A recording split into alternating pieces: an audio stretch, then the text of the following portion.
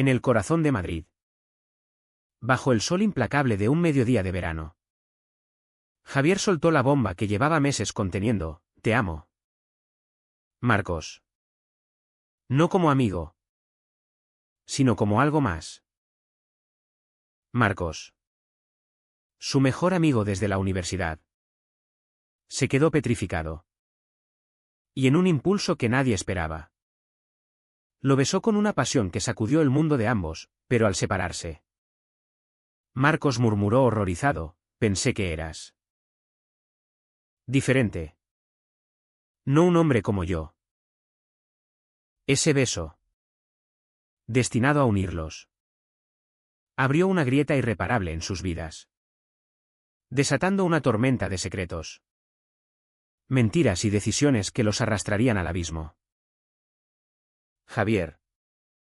Un joven de 25 años que trabajaba como diseñador gráfico en una agencia publicitaria del centro de la ciudad. Siempre había sido el tipo reservado.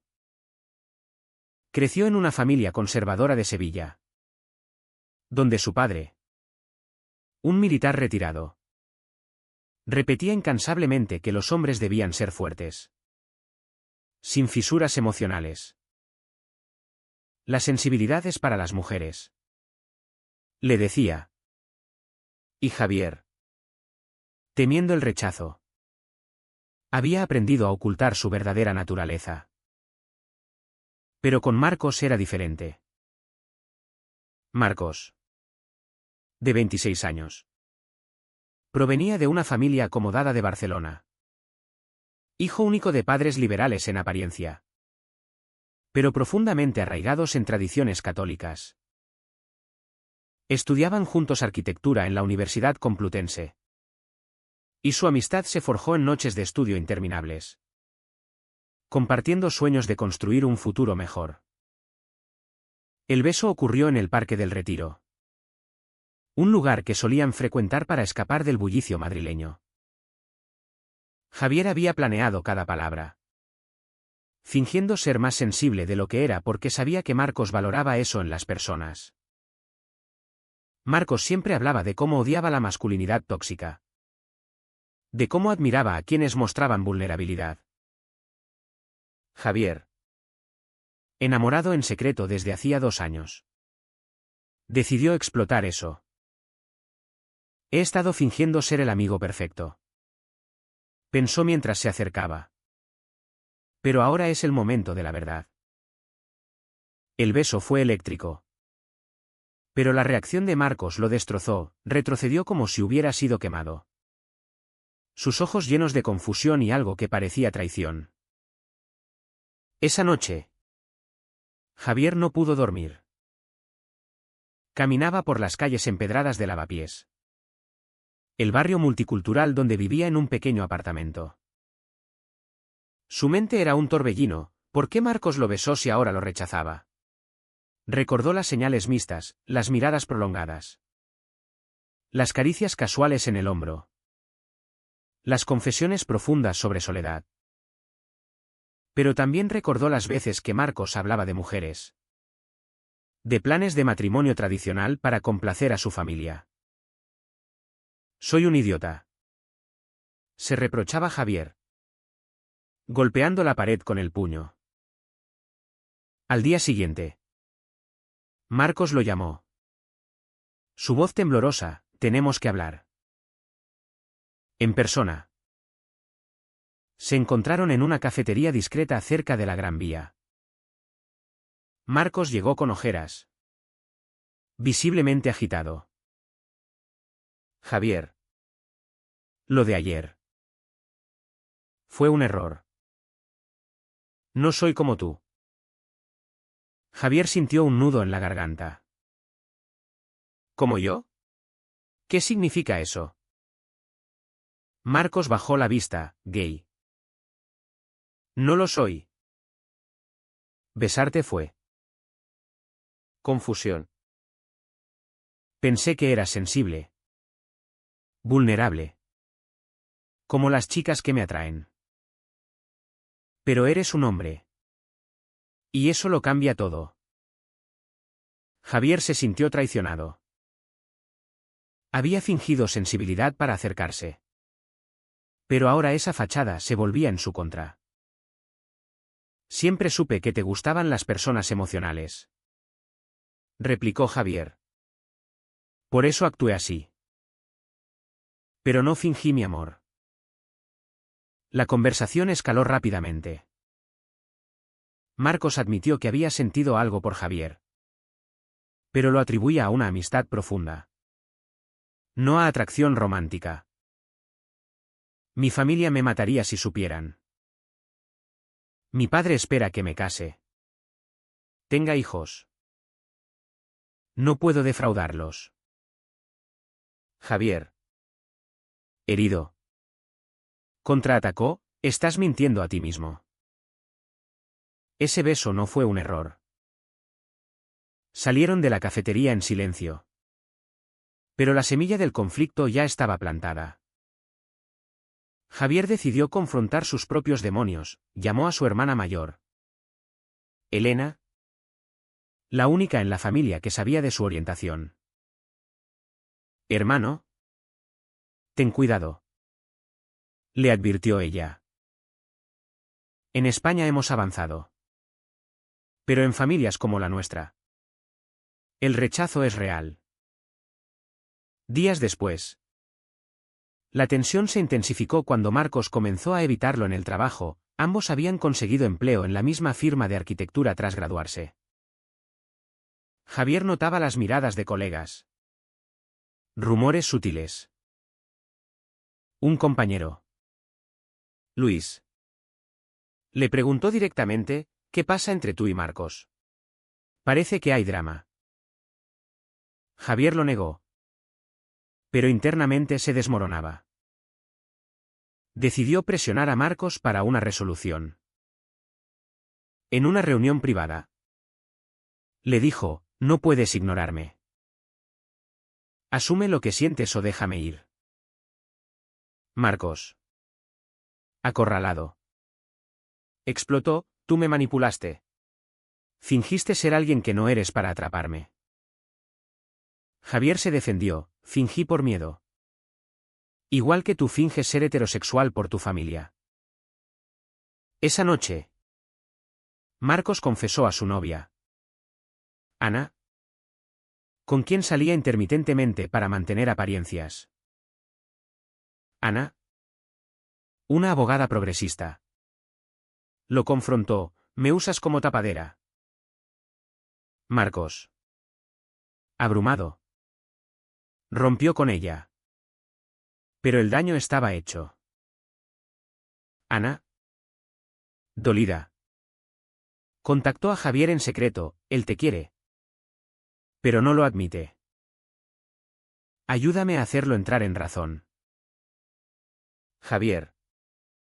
Tentado por la alianza. Aceptó reunirse con ella. Juntos planearon una intervención. Pero Javier sentía el peso moral, estaba traicionando a Marcos al aliarse con su ex. Mientras tanto, la presión familiar de Javier aumentaba. Su padre lo visitó inesperadamente desde Sevilla, insistiendo en que conociera a una buena chica que había arreglado. Es hora de sentar cabeza. Hijo.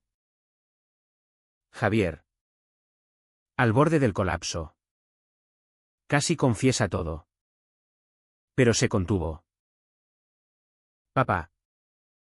No soy como tú crees. El padre frunció el ceño, no me digas tonterías.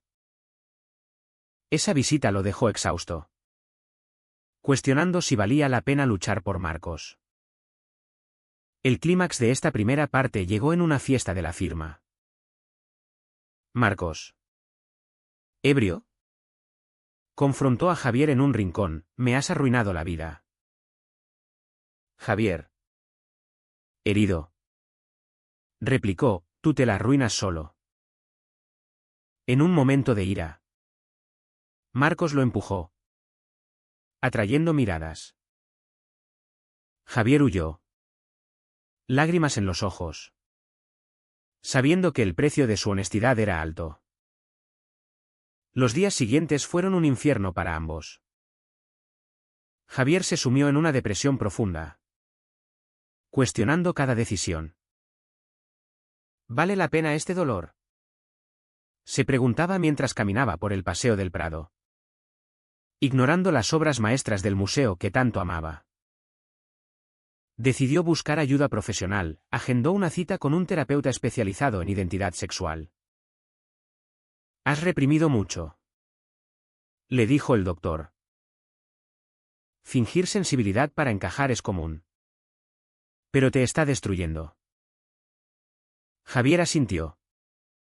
Pero en su mente, el rostro de Marcos lo perseguía. Marcos, por su parte, lidiaba con el caos interno. Su madre lo notó extraño y lo presionó. «Hijo. ¿Qué te pasa? Es por Ana». Él mintió. Pero la culpa lo carcomía. En un impulso, investigó sobre orientación sexual en línea, leyendo foros anónimos donde hombres como él compartían historias de negación. «Soy bisexual. Quizás», pensó. Pero el miedo a la etiqueta lo paralizaba. Decidió confrontar a su padre. Un empresario conservador. «Papá, ¿qué pensarías si fuera gay?». El padre rió. «No bromees, Marcos. Eso no pasa en nuestra familia». Esa respuesta lo hundió más. La alianza entre Javier y Ana se concretó en una cena tensa. «Ana», con su franqueza habitual, dijo: «Marcos, nos estás lastimando a todos con tu indecisión». Javier agregó: «El beso no fue un error. Fue real». Marcos, furioso por la emboscada, gritó: «Esto es traición». «Javier, ¿me usaste? Y ahora me acorralas». Ana intervino: «No. Te estamos salvando de ti mismo». La discusión escaló. Marcos salió dando un portazo, dejando a Javier y Ana en silencio. Javier se sintió culpable. ¿Fui demasiado agresivo? Al día siguiente, en el trabajo, la tensión era palpable. El jefe notó el distanciamiento y los llamó a su oficina: «Resuelvan sus problemas personales fuera. Esto afecta al equipo». Javier, avergonzado, pidió disculpas. Pero Marcos lo ignoró. Esa noche, Marcos recibió una llamada de su primo, un activista LGBT en Valencia. «Tío, si necesitas hablar, estoy aquí». Marcos confesó parcialmente: «¿Hay alguien?». «Un amigo». El primo lo animó: «La sociedad cambia. Pero tú debes aceptarte primero». Javier. Meanwhile, fast his own family crisis. Elena lo visitó. «Papá sospecha algo. Dice que actúas raro». Javier rompió en llanto: «Amo a Marcos. Pero él me rechaza». Elena lo abrazó: «Lucha. Pero protege tu corazón». Inspirado, Javier escribió una carta a Marcos: «Dejemos de fingir. Si no puedes amarme, déjame ir. Pero no me ignores». La dejó en su escritorio. Marcos la leyó, lágrimas en los ojos, y decidió responder. Se reunieron en el templo de Devot al atardecer. Allí, bajo el sol poniente, Marcos admitió: «Te quiero, Javier. Pero tengo miedo. Mi familia. La sociedad». Javier replicó: «El miedo nos mata más que el rechazo». Se besaron de nuevo. Esta vez con claridad. Pero Marcos se apartó: «Necesito tiempo». Javier. Herido pero esperanzado. Aceptó. Sin embargo, el destino intervino, un colega los vio y el rumor se extendió como fuego. La presión social explotó. Amigos comunes tomaron bandos, algunos apoyaron a Javier. Otros juzgaron a Marcos por confundido. En una cena familiar. El padre de Marcos lo confrontó, escuché chismes. Eres maricón. Marcos negó todo. Pero la mentira le dolió. Decidió cortar con Javier temporalmente, no puedo ahora. Javier. Devastado. Consideró mudarse a otra ciudad. Pero Ana no se rindió. Contactó a la madre de Marcos, revelando sutilmente la verdad. La madre, choqueada, llamó a Marcos, hijo. Si eres gay, te amo igual. Marcos, incrédulo, lloró, no lo soy. ¿O sí? Esa revelación lo impulsó a buscar a Javier. Lo encontró en su apartamento, lo siento. Quiero intentarlo. Javier. Cauteloso, no más mentiras.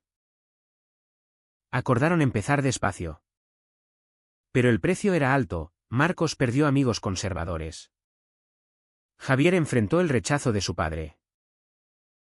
El conflicto moral se profundizó cuando Javier descubrió que Marcos había hablado con exnovias sobre él, usándolo como excusa para romper. Me traicionaste, acusó Javier. Marcos se defendió, estaba confundido. La pelea los separó de nuevo. Dejando a Javier solo con sus pensamientos, el amor justifica el dolor.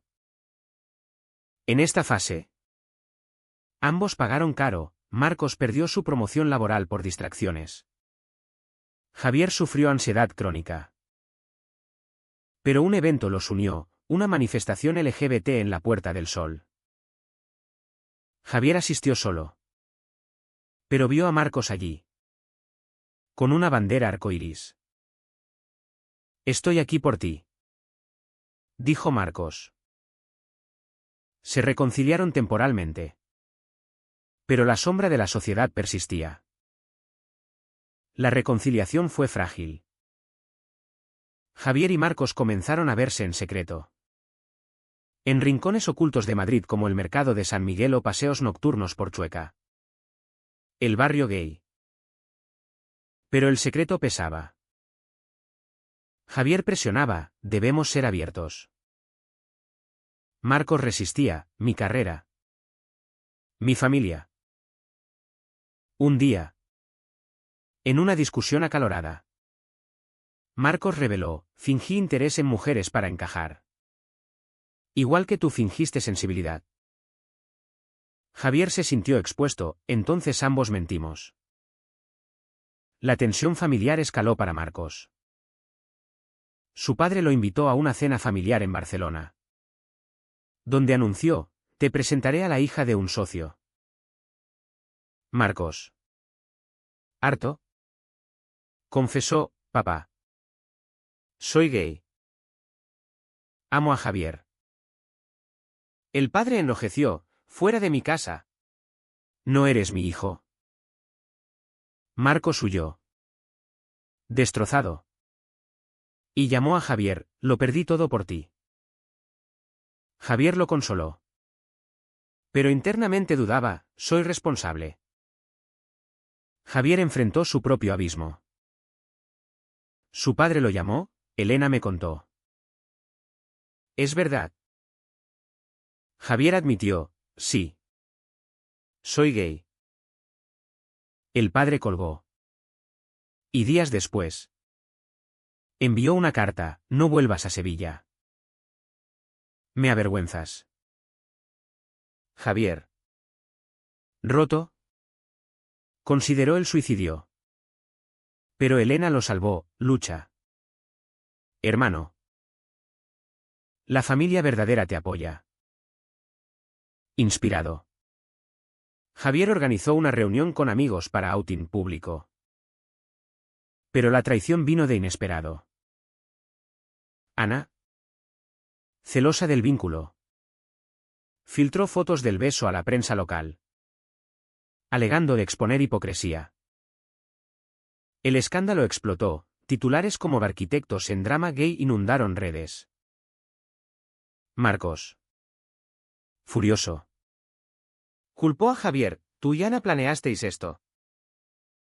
Javier negó: fui traicionado también. La confianza se rompió, Marcos lo dejó: no puedo con más daño. Solo. Marcos se mudó temporalmente a Valencia con su primo.